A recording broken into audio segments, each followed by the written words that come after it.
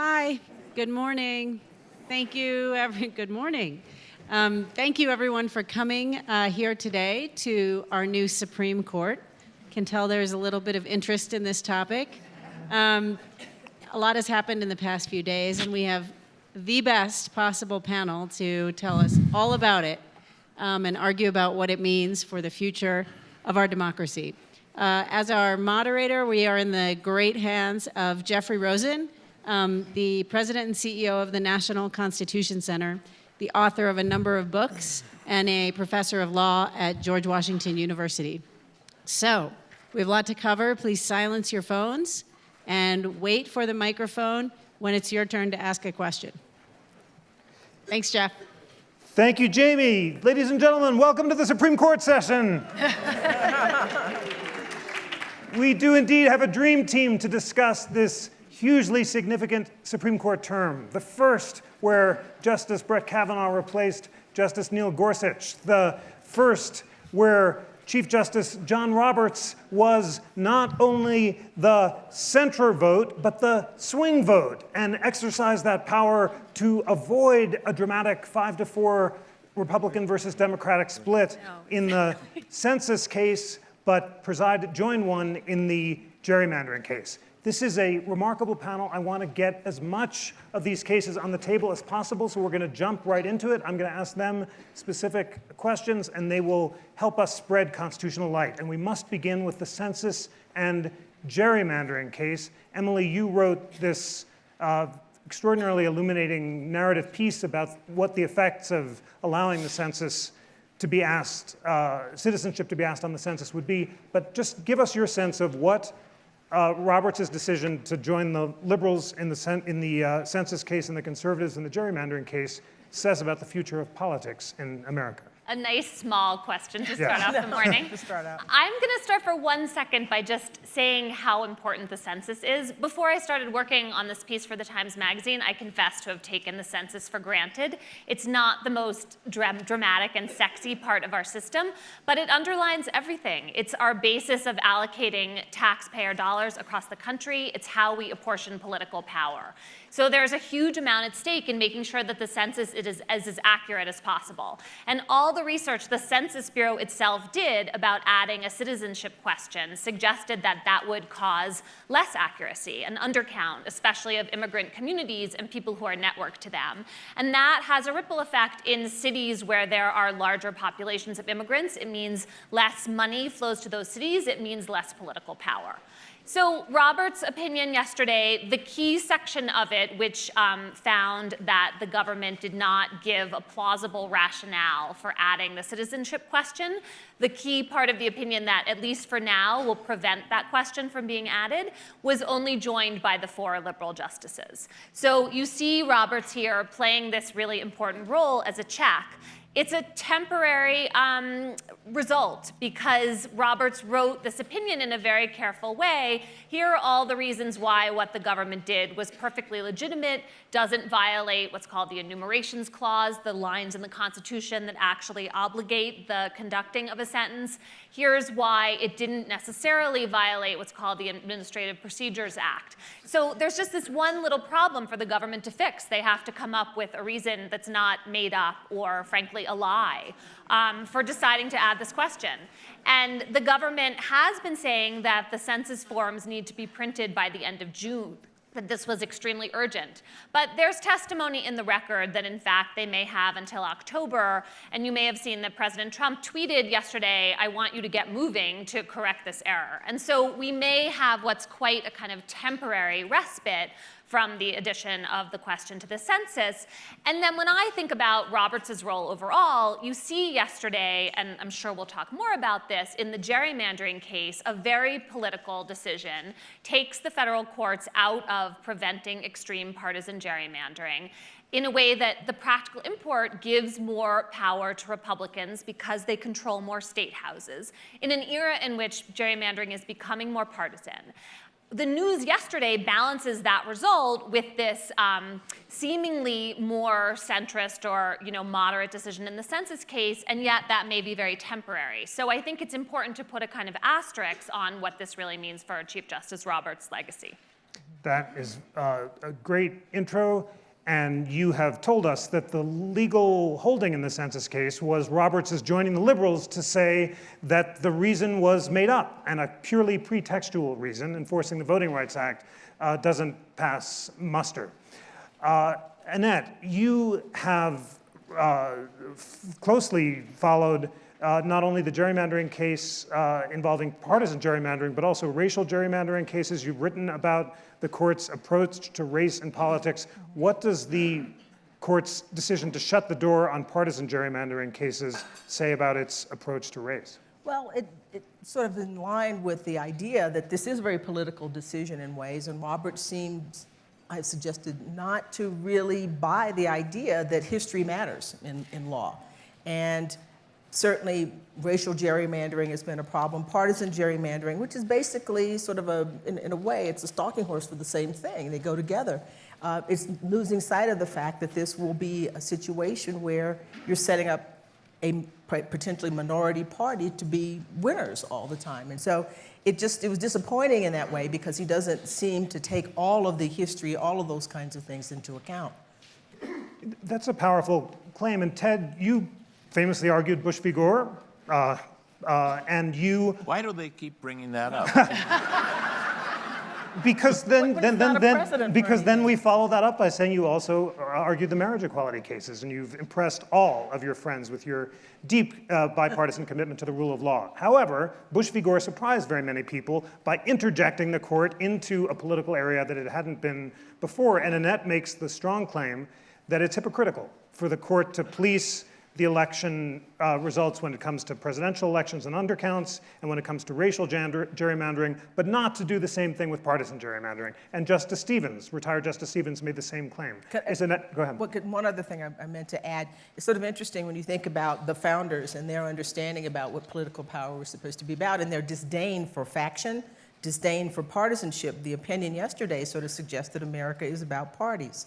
It's not about people making a claim individually for the best interests of the people. It's about parties. And so that's another side of it that just strikes me sort of an odd twist. I mean, for people who speak of themselves as originalists and so forth, not that I'm in that camp, but it's sort of an interesting way of thinking about how Washington and others thought about political parties and the rise of faction.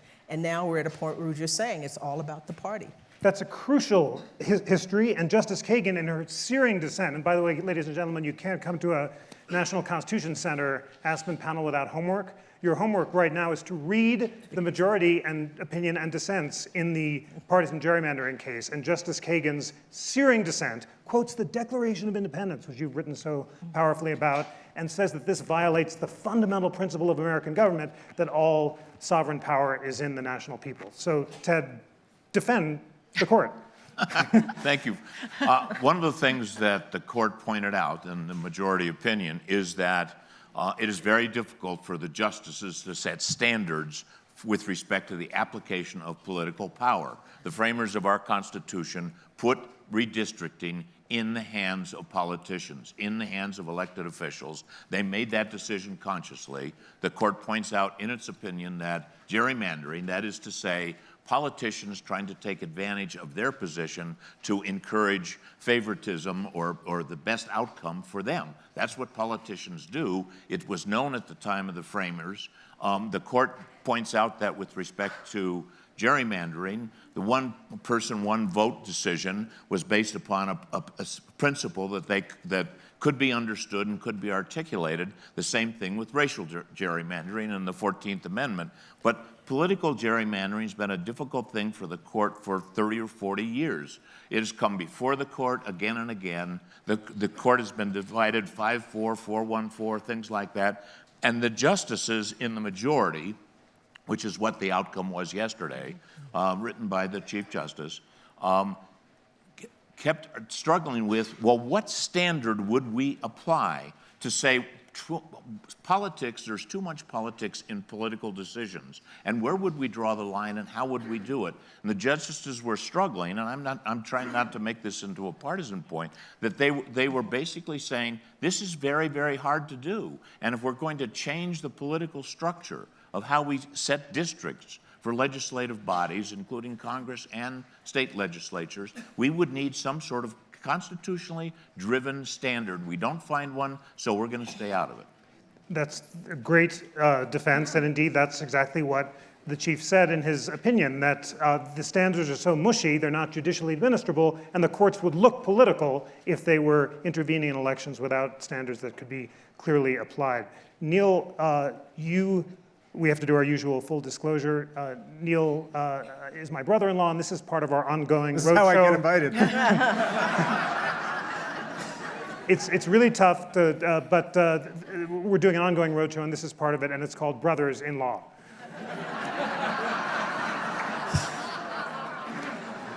You had quite a term as usual. You represented you argued before the court in the Bladensburg Cross case, which we'll talk about in a moment. You had another important case involving prosecution, and then you represented Speaker Pelosi in the Census case. What is your, and you also argued the travel ban case last year, where the court refused to look behind the motives of the law and instead upheld it in its face. In this case, the chief was willing to look behind the motives of the government in the Census case and to say they were fake. What explains the difference? So first of all, it's great to be here and great to see so many people actually care about the Supreme Court today, this morning, which is unlike the Democratic debates. I think that the way that the Census case came up, I think the most important thing to understand about it is that the Trump administration came in and said, we're adding this citizenship question in a testimony by Secretary Wilbur Ross for the sole reason of enforcing the Voting Rights Act. Now, I don't think the Trump administration knows what the Voting Rights Act is. Hasn't brought a single case to enforce the Voting Rights Act. Exactly. So the idea already seemed a little implausible. And then you had this remarkable proceeding in the Southern District of New York, presided over by Judge Jesse Furman. And one of the things I think is real important about the Supreme Court, but the lower courts are really important. You see it in a case like this. He wrote a 277-page opinion that just demolished the administration. And that's why I think, to answer your question, it became impossible. I'd like to think the briefs that we wrote and stuff matter, but I think his opinion so thoroughly destroying the rationale for this and saying it had to be motivated by something else led the Chief Justice. This is remarkable language. I don't think this is a small win. I think it's an astounding win. The Chief Justice said that the Trump administration's rationale was utterly pretextual, conjectural, made up, contrived. That's the word he used. That's a remarkable thing coming from the Supreme Court of the United States, accusing a president and his administration of. And I don't think it's just temporary, because the Trump administration has come in and said that everything's got to be printed by June 30th. They, in fact, went and bypassed the Court of Appeals entirely. They went straight from Judge Furman to the Supreme Court because they said, the sky is falling. We got to print this stuff by June 30th.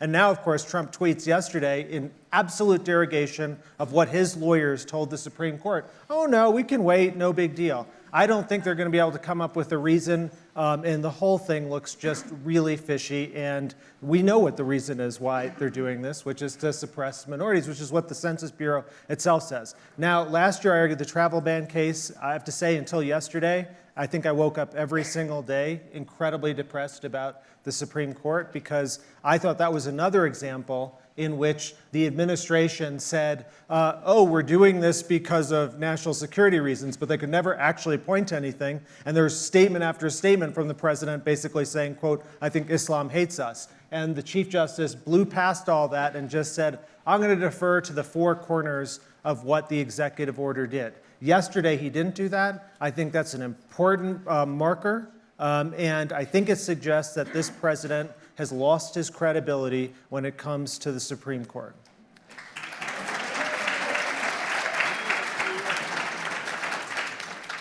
Joan, you have written a superb new book, The Chief, the definitive biography of Chief Justice Roberts. Tomorrow, same place, 9:10, you and I are going to discuss the chief and his role. So let's not step on all of our best lines, but let us entice the audience by giving them just a glimmer of the thrill that will await them if you show up tomorrow morning.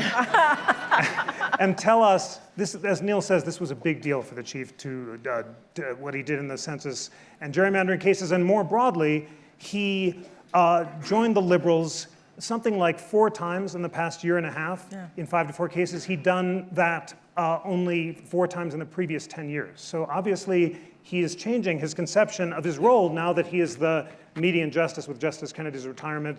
What do you think Chief Justice Roberts' vision of the institutional legitimacy of the court is, and how is it manifest not only in the census and gerrymandering cases, but in other cases this term? Sure, and thanks to you all for being here. I'm glad to join everyone on stage. Let me bring you into the courtroom yesterday, because it was so dramatic, especially given that the chief had both of these big rulings. This doesn't often happen. He has the assignment power, so he chose to keep both of these to himself.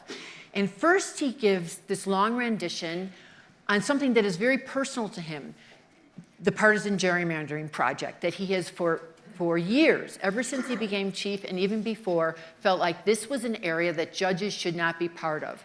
And he went on for about 8 minutes explaining essentially the culmination of the dream he has had on this, which I think is the more significant thing of yesterday's business, because it will, it will end all these challenges that have been going on nationwide to extreme line drawing that entrenches the party that controls the State House in power.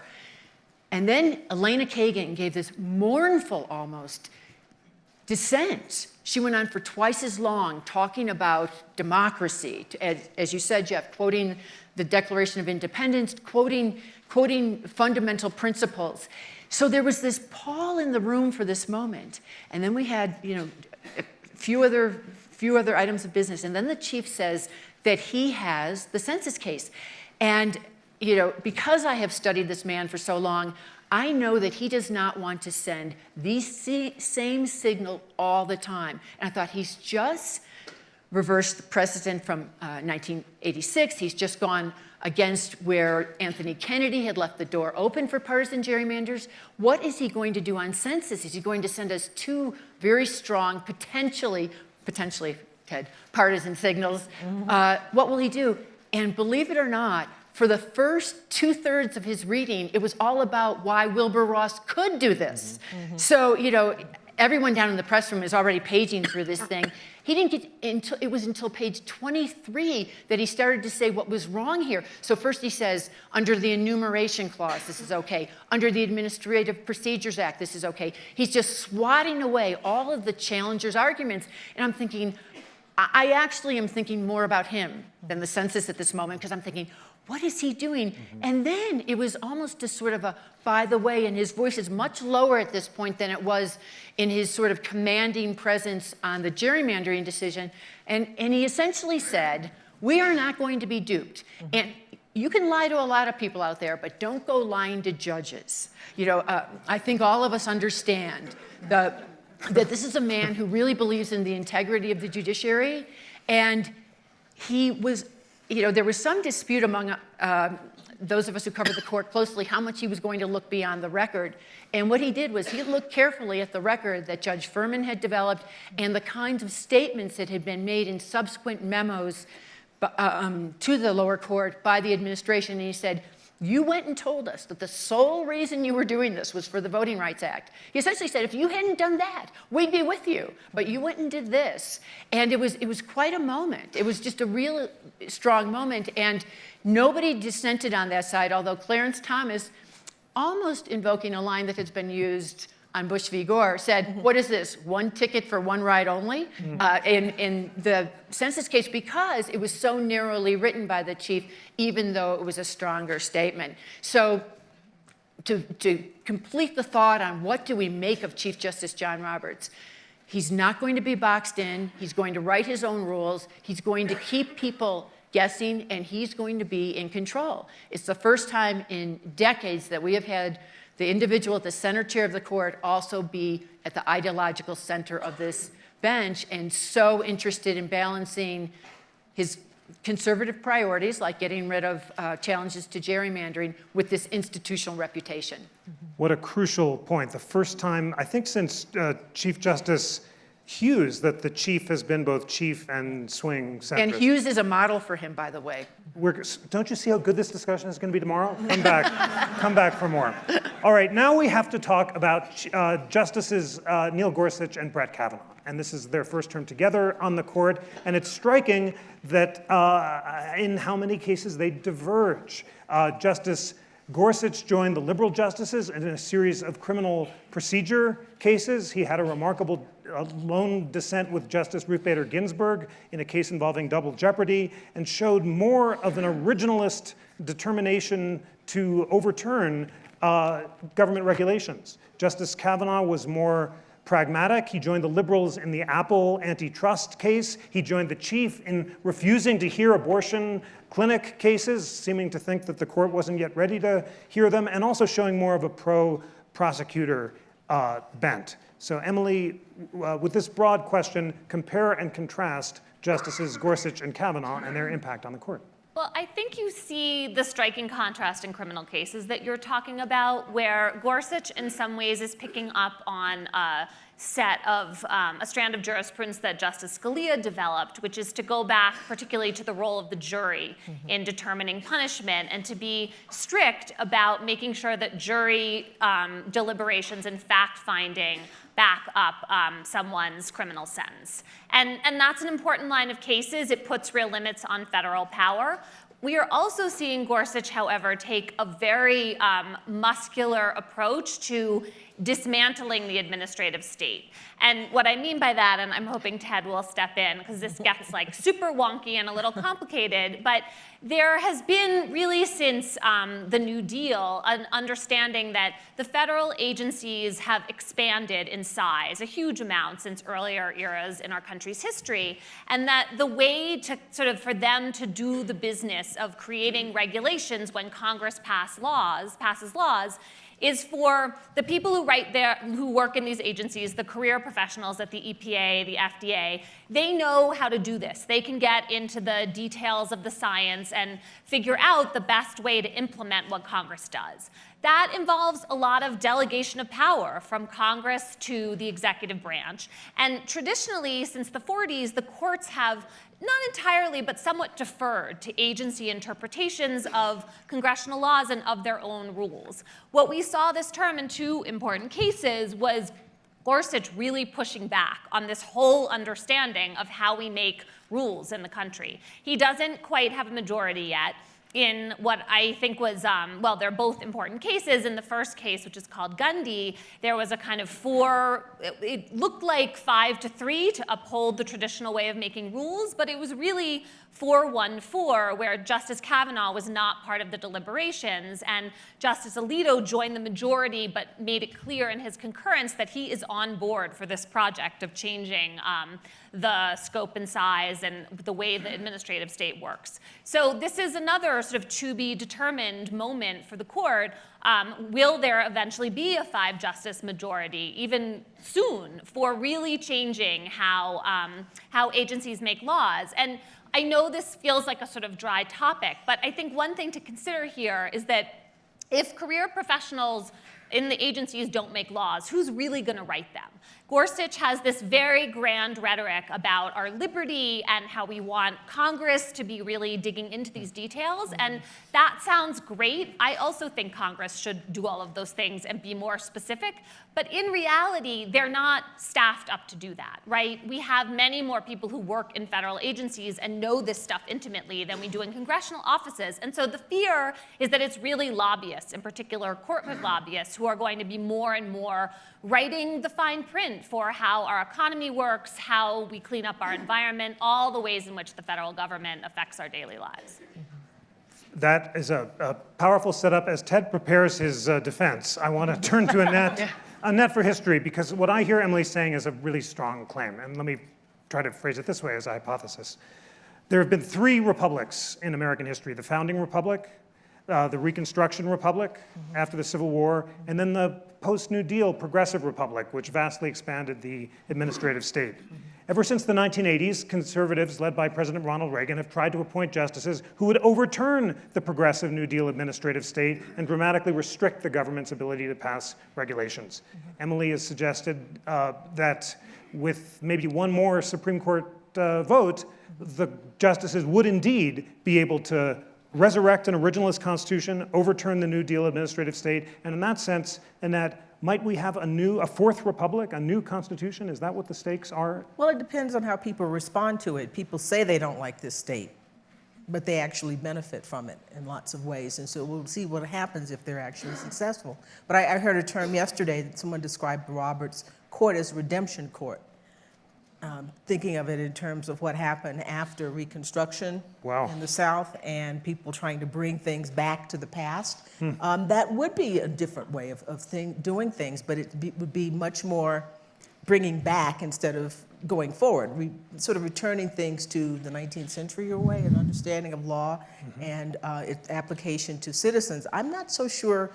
I think that's popular with certain groups of people. I'm not really sure that the American people would really be on board with it if, for the very reasons that you're talking about, seeing a system ground to a halt, or a system that's made entirely by people who are lobbyists, who are writing laws and so forth for people. So that's the goal is to get us back. Redemption court is pretty harsh, but that's in thinking about the rulings on the voting rights case, gutting the Voting Rights Act, and the cases yesterday, that this is something that's pretty retrograde that people see. Redemption court is very powerful words. Professor Henry Louis Gates' new book, The Stony Road, talks so powerfully about redemption, the Klan terrorist backlash against Reconstruction. And to use that in this context is powerful. Ted, this is a serious question. You've been an intellectual leader of efforts to persuade the court to resurrect some of the doctrines, such as the non-delegation doctrine that had been dormant since the post-New Deal administrative state.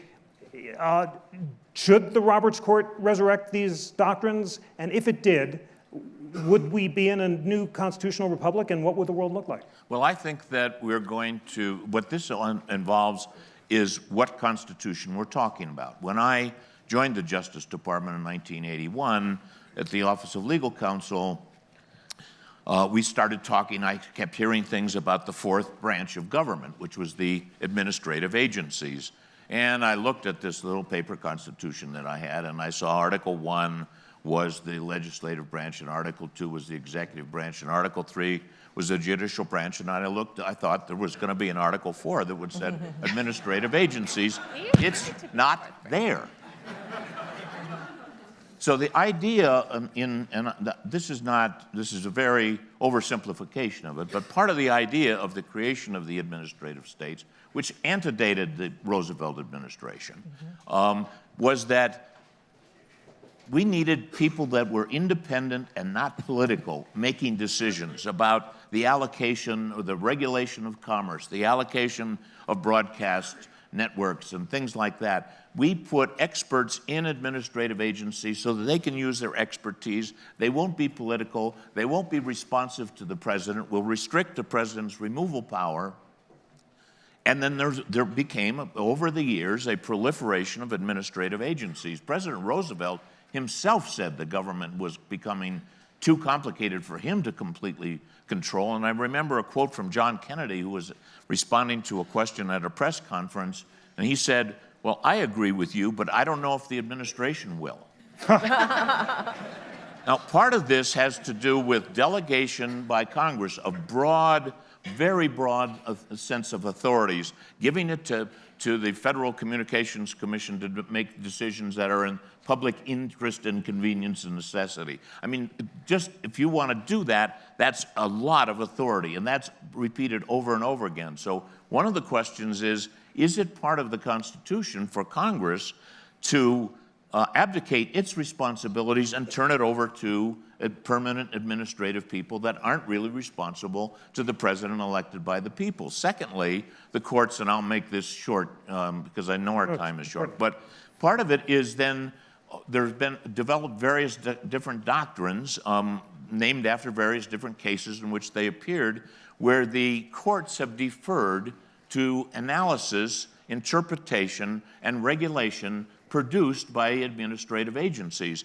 And that was one of the cases that was before the court. Another one was this Gundy case about how much authority can be delegated to the Attorney General to decide what is a crime and when is it a crime. And the pushback against that by the conservatives is that we ought to put this power back in Congress to decide more specifically what agencies can do, and the president, the person elected, Article 2, should have more control over what those agencies do, and the judiciary shouldn't automatically delegate or defer to administrative decisions as to what the law is. And that is a pushback towards what the allocation of Articles 1, 2, and 3, and that there is no Article 4. Those individuals work in the executive branch, making executive decisions. They shouldn't be making legislative decisions, except in a very narrow sense, and the judiciary should do its job of interpreting what the law is, not defer to administrative agencies to make those kind of decisions. This Gundy case, and I'll say this was the first or the third case argued in the term, and they didn't get around to deciding it until the very end. It was 4-1-3 because Kavanaugh, it was the first week, he didn't participate, and the question is, how much authority can Congress delegate to the Attorney General to decide what is a crime? And 4 justices said, well, that's okay, that delegation of authority is okay under these circumstances. 3 of the justices said, no, we've got to rein that back in. As you pointed out, Justice Alito said, well, I'd go with the dissenters and say that this is not within Congress's authority, except I don't have the votes. When I have the votes, I'll come out the other way. Exactly. Now you can count 3 plus 1 plus Kavanaugh, yes. And now it's 5. And so, and these other cases, which I don't have time to discuss, all talked about the deference to administrative agencies and how far the agencies can go and how much the political branches, that is to say the president and the legislature, should be controlling what our laws are. That's very important description. I hope you're all listening carefully. And you heard Ted make arguments that he's been making since the 80s, in which, as he just pointed out, the court is on the verge of accepting that would change the way government is allowed to regulate the economy, would make judges less deferential to administrative agencies. And as Justice Kagan said in her dissenting opinion in this Gundy case, this would mean the end of government. That's what she said. So just as the stakes were really high in the partisan gerrymandering case, so they're high here. There are principled visions on both sides. Neil, what I want you to do, and you did this so well, is explain to our friends as clearly as possible what the world would look like concretely if 5 justices, or maybe even 6 justices, embraced this vision of a originalist constitution, struck down the administrative state, made it harder for the Environmental Protection Agency to regulate, and so forth. Just take us down 2021, how the world looks different if this constitutional vision is adopted. So I love Ted, but this is a really radical view. He's been pushing it since the 1980s. You mean Articles 1, 2, and 3 in the Constitution? Well, Ted, I confess. Ted, ever since 1935, almost every justice who sat on the court has agreed the Constitution is supple enough to permit administrative agencies. And if this view is adopted, the Federal Reserve is unconstitutional, which Trump wants, you can tell. And imagine Trump would be running all of those questions. The FCC would be unconstitutional. The SEC would be unconstitutional. Inspectors General and all the agencies would be unconstitutional. Now look, maybe there's some popular sentiment for that. I can't imagine that. But if there is, fine, get Congress to pass a law to remove and defund and disband whatever agency you don't want, or the Fed. But the idea that it's unconstitutional, with all due respect to my friend, is utterly preposterous. And that's because when Congress sets up these agencies, they do so with checks and balances within the agencies themselves. They're subject to some presidential control and oversight at the end of the day, some judicial review, and absolutely our Constitution is supple enough to permit this. And we've been doing it since 1935 on, and even before that, and haven't seen some dangerous bogeyman, except the corporate interests that don't want to have regulations. And the idea that Congress is going to do this, instead of these agencies, Congress is incapable of even figuring out what's National Turkey Day. I mean, the idea that they're going to go and debate the level of pollutants in whatever chemical, this or that. No, this is a project at the end, and I'm not saying Ted's motivation is that, but this is a project at the end that will result in the real dismantling of all regulations. And Justice Kagan's absolutely right in saying this would be the end of government.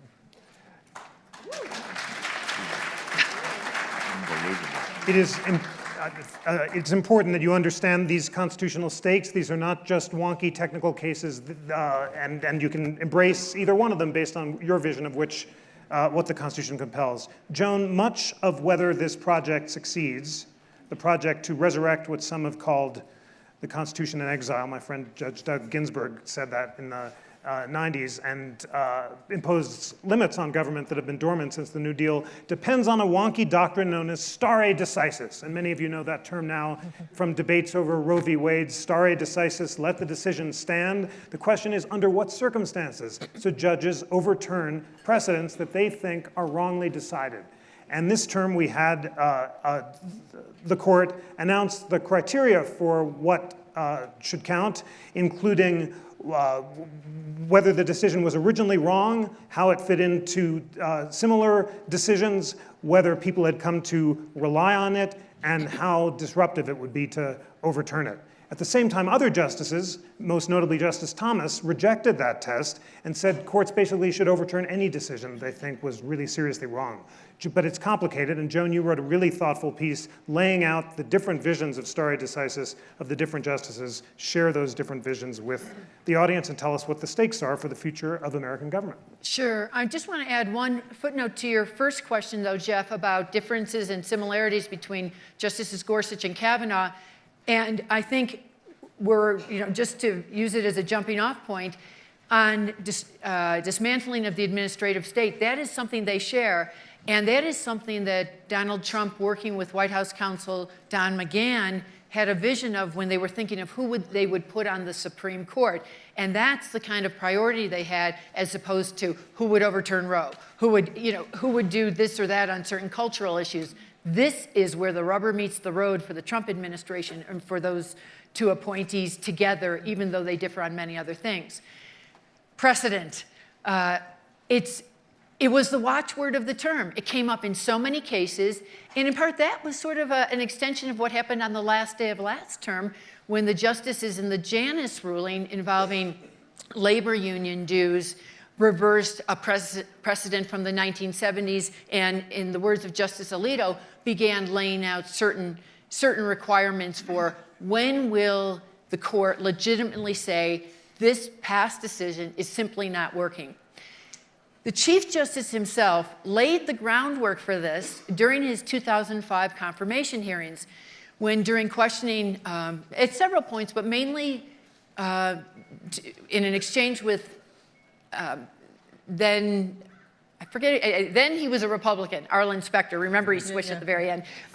Senator Arlen Specter asked him, when is it justified to dismantle a precedent?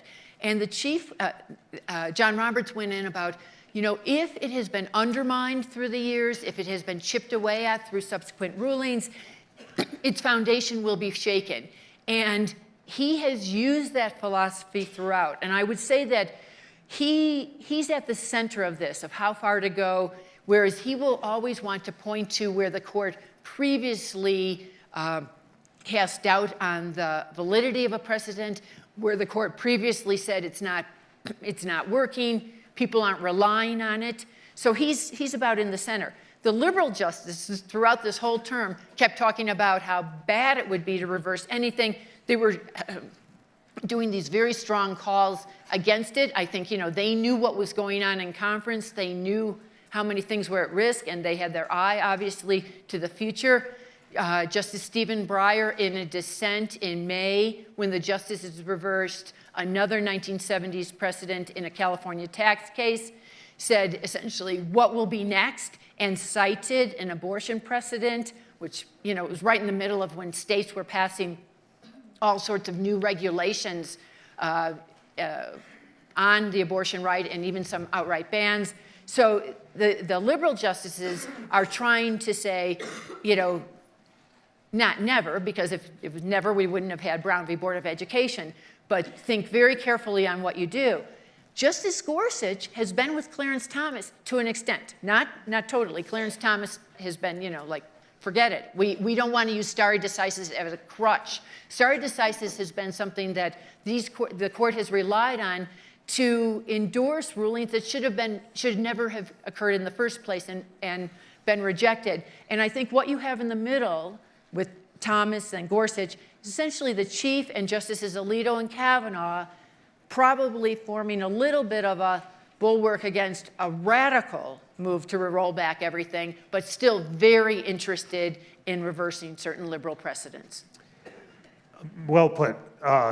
This relatively centrist conservative bloc wanting to chip away but not cleanly overturn, Justices Gorsuch and Thomas willing to overturn quickly, and the liberals crying again and again, what's next? And Kagan in that amazing line said, you know, we asked a few months ago, what's next? Now we know, you know. Yeah, and you know, she is such a pithy writer, and it was in a ruling just a couple of days ago where she again had to dissent. She said, you know, we asked in May, what's next? Well, that didn't take long. That was essentially her line. But, you know, this is a very self-conscious court with Chief Justice Roberts at the center. He knows that we're talking about this. He knows that people are watching. So he's always trying to justify when they push hard. And that is part of his vision of protecting institutional legitimacy, which some justices, including Justice Ginsburg, have said publicly makes her think that this court with this balance will not overturn Roe. That it might chip away at Roe, but it's not yet ready to overturn it. So Emily, you know, there were no big abortion cases this year at the court, but there was remarkable action in the states with Alabama and Georgia passing fetal life bills declaring that life began at the moment of conception, which were designed to strike a stake into the heart of Roe v. Wade. Some of the court may take some abortion cases next year.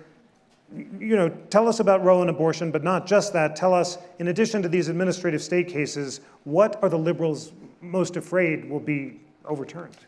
I think one thing that's so important to think about here is what material difference is there really between overturning Roe and making it so impoverished that we lose access to abortion in huge swaths of the country, right? So one way to think about the Roberts approach is that it is a stealth form of overturning precedent, where you hollow out protections, constitutional guarantees, so that they don't really help women anymore or help the groups that they were designed to protect. And the union case Joan was talking about is a really good example. So it took 2 or 3 decisions. They kind of put the breadcrumbs in place for making it much harder for unions to organize. I wonder why conservative justices would want to make it harder for unions to organize and collect money.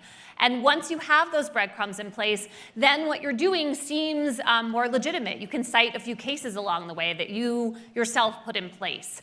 And so I think when you look at the question of where the court is going more generally, the deep fear among liberals is that we have this conservative court, could get one more conservative justice if President Trump gets one more appointee, that is going to move right in a strong way that implicates all of these social compacts we've had in place since the New Deal or since the 60s or 70s, at the same time that the country demographically moves to the left. And that kind of pulling apart, we have not seen that kind of relationship between the body politic and the court in a really long time, since FDR's era.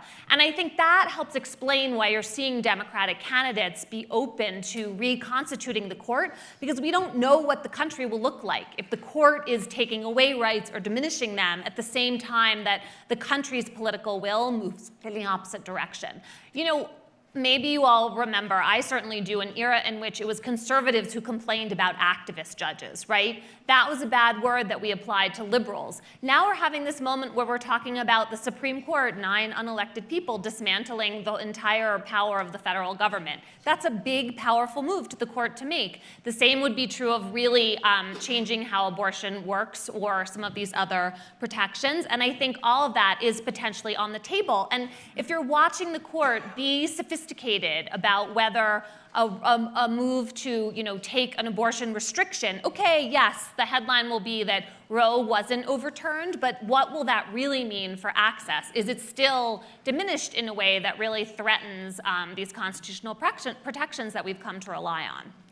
Thank you very much for that strong statement. You're quite right that conservatives such as George Will, who is here on Monday, have openly embraced what's now called judicial engagement and called on the courts to strike. Sounds much better than activism. Rebrand it. And you've said that this would set the court at odds with the country in a way that hasn't happened since FDR. We have 6 minutes left, so this is a short round for these final statements, but it's the same question that Emily has put on the table, and that as you think to a Trump court, maybe with one more justice, we've talked about the administrative state and Roe. What other issues do you think could look fundamentally different, and do you anticipate a liberal backlash, and what would that look like? Well, I think the thing to do, as was suggested yesterday after some of the opinions, is that people have to become more involved in the political side. I think one of the things that Democrats and people who consider themselves to be liberal or progressive have done is relied on the courts quite a bit. I have a feeling that the response will be grassroots organizing, local elections, state legislators, doing that kind of thing as a way of sort of countermanding or sort of pushing back against a court that is sort of in a culture war in a way, moving things backward, as I suggested before. So I think the backlash will be more political activism and more local, state, grassroots, bread and butter kind of thing. State constitutions exist as well, and that's an arena for people to play in, and I think that we're going to see a lot more of that. Ted, you've heard Emily mention the possibility of court packing. Annette talk about grassroots activism. If your constitutional vision is adopted by the court, which it might be, especially if the president wins re-election, what do you say to those progressives who say this is an anti-democratic coup, this is judicial activism, and we're going to do anything we can to reverse it? Well, packing the court, as the senators decided in the Roosevelt administration, was an idea that would backfire, and that it was something that might feel good now. Put 6 more justices on the court so that President Roosevelt can have a majority on the court. The senators rejected that and decided that was not a good thing. I would think that liberals or conservatives would not want to start changing the court, because if it can happen with one Congress and one president, it can happen with another Congress and another president. And there's been other proposals about limiting the tenure of justices and so forth. So we keep hearing about my vision of the administrative state and the court and so forth. I have to say that with great respect, I disagree with the characterizations that Neil threw out there. This is not eliminating the Federal Reserve. This is not eliminating administrative agencies. This is not eliminating the federal government. Believe me, the federal government is not going to go away. What this would do would be to tell Congress, when you're legislating in areas of the environment or public safety or the safety of food or products, pharmaceuticals, be somewhat specific. Do your job. Take some thought about what you're regulating. Don't turn it over to somebody else just so you can vote for something that sounds good. You've got to take some responsibility here. That's what you've been elected for, not to just pass it on to someone else. And with respect to those agencies, this is not the idea with respect to giving the president some authority over the people that he appoints or his predecessor has appointed that is running these administrative agencies. That's the other person. You may not like Donald Trump, and I suspect no one in this room does, and I'm not saying that I'm advocating that, but the President of the United States, who is elected by the people, should take responsibility of the agencies that are part of the executive branch. And the judicial branch shouldn't just say, well, the administrative agency decided that this administrative rule means X, and therefore we won't even think about it. So it's a matter of abdicating of responsibility by Congress, taking away responsibility from the elected president, and abdicating responsibility by the judiciary. That is something that's so revolutionary, so radical, that is exactly what the Constitution's framers decided. There would be a balance between the president and the legislative branch and the judiciary. If we move a little bit back towards that scheme, instead of dispersing power to unelected people, that would not be a bad thing. And to the extent that a couple of these decisions have to do with state authority and the extent to which states have some powers left in the Constitution, that's also a part of what the framers decided was the right kind of government we should have. So this is not radical. This is what the framers of our Constitution intended our country's government to look like.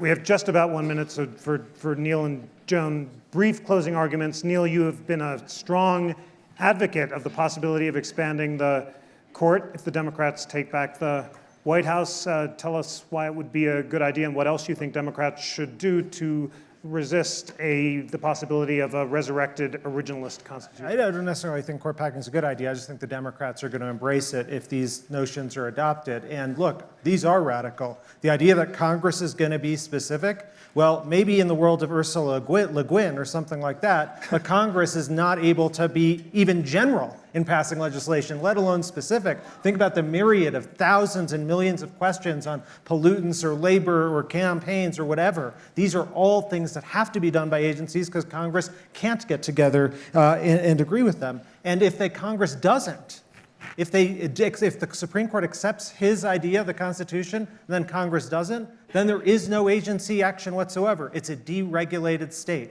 And even if Ted doesn't adopt this project, the project ultimately, and you can see it in the work he's doing, is, oh, there's no clause in the Constitution for administrative agencies. That's true. There's no clause in the Constitution for a Federal Reserve either. And there's no clause in the Constitution going back to the Bank of the United States in 1819. But ever since Chief Justice Marshall, we've adopted a Constitution that is flexible enough to permit these things. And look, if you don't want to have the agencies, if you don't like them, fine. Defund them, pass laws in Congress. But don't let the courts do your dirty work for you.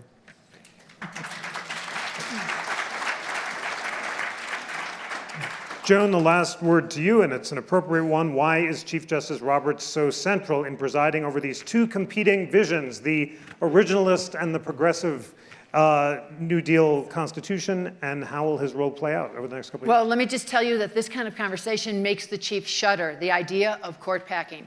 When he issued that statement in November, which was an obvious rebuke to President Trump, referring to that Obama judge who had ruled against him in an asylum case, and the chief said, we don't have Obama judges, we don't have Trump judges. I don't think that was just a statement to Donald Trump and the far right. That was a statement to everyone saying, the judiciary needs to be above all this.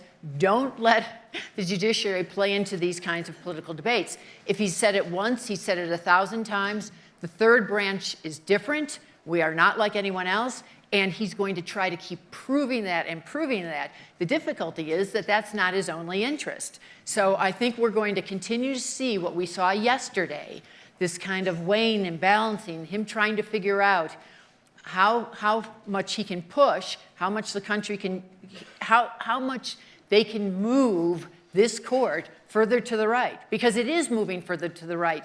But at the same time it's moving further to the right, John Roberts is inching a touch to the left. And I'll mention one last thing having to do with what everyone should watch for in abortion.